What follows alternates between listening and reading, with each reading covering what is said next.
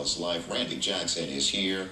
Randy, look, tell me why you took on this cause, why you decided you wanted to help Little Treasure, and get beyond, look, I'm driving back home, and I stop, and I see the story, and I moved. And tell me why you took this gesture, because a lot of people saw the story, and how this fits into the family's humanitarian mission.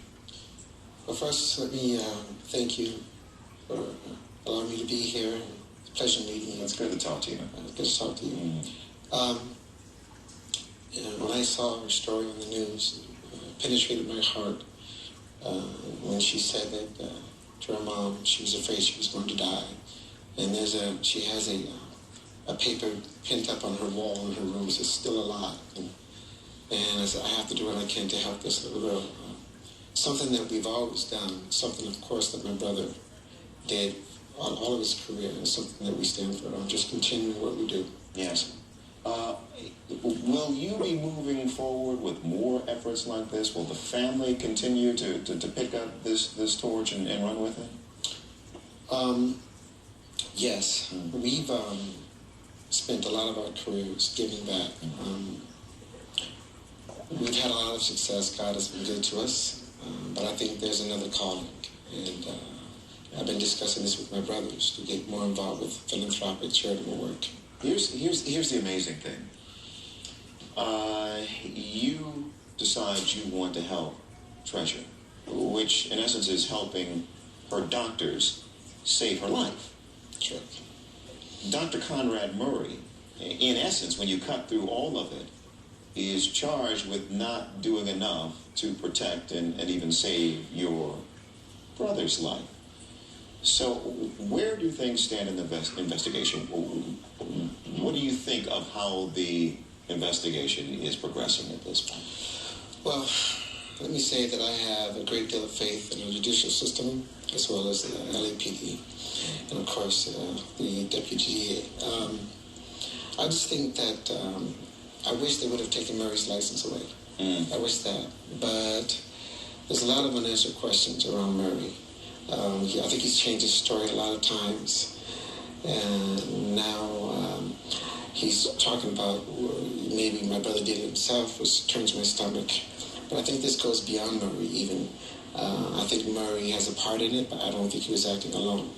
You don't think he was acting alone? No, I don't. You care to elaborate on that? Without saying too much, I started to question some of the people who were around my brother. And when you look at the environment around my brother leading up to his death, there's a lot of strange coincidences. He was very afraid for his life. He was threatened that his children would be taken away from him. He was threatened that his assets would be taken from him. He was threatened that they would take his home if he didn't do what was asked of him by the powers that be. Let's just say that.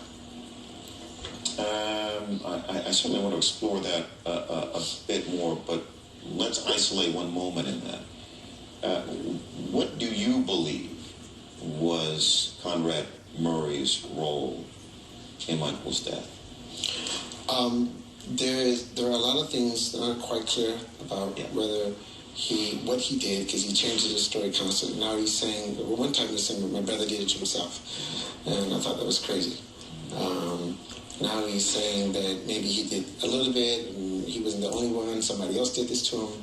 I think Murray does play a part in it. I think he does know more. I don't think he's telling the full truth. I think that will come out in the investigation. Okay. Do you think he should be facing an enhanced charge beyond involuntary manslaughter? Absolutely. What would be appropriate in your mind? Well, first of all, just because even the fact that they allowed him to continue practicing. I mean, he's accused of involuntary manslaughter. Involuntary manslaughter with propofol, and to allow him to continue with this practice, I think is really not okay. And as the investigation unfolds, there'll be more that will come out. Okay. Second-degree murder? Would that feel more appropriate to you? First-degree murder would be appropriate. Yes. You also have some questions in your mind about the heavily contested will. Michael Jackson's will, don't you? Yes. I questioned the authenticity of the will when my family questions the authenticity of the will. I can't speak too in depth about it, but let me go back. Sure.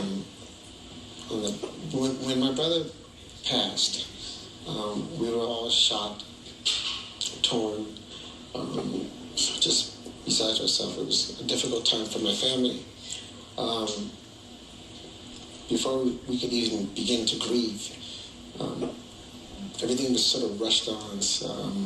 There was these lawyers and accountants pushing these papers on us, people showing up, faces that I knew that my brother didn't care for, people he wouldn't even let in his home, pushing these documents, one of which was his will. And I don't think the will was even complete. I was at the Staples Center preparing for the memorial, and I was talking to my sisters on the phone, Janet editorial meeting, and they were telling me what's going on. And I was shocked that it's almost like there was this big plan in place that we didn't know about. And there was a plan, but what they were pushing on us was very sloppy. Yeah. My brother, I can say this much. My brother, he took pride in being a father. He loved his children. He would never misspell his own children's name, nor would he allow the misspelling of his children's name to appear on a document so important to their lives. That's one of the things I will say that's wrong with this will, because there are many other things that will come out in the investigation. Okay, let's take a quick break and come back with more with Randy Jackson. You're in the Scene of Israel.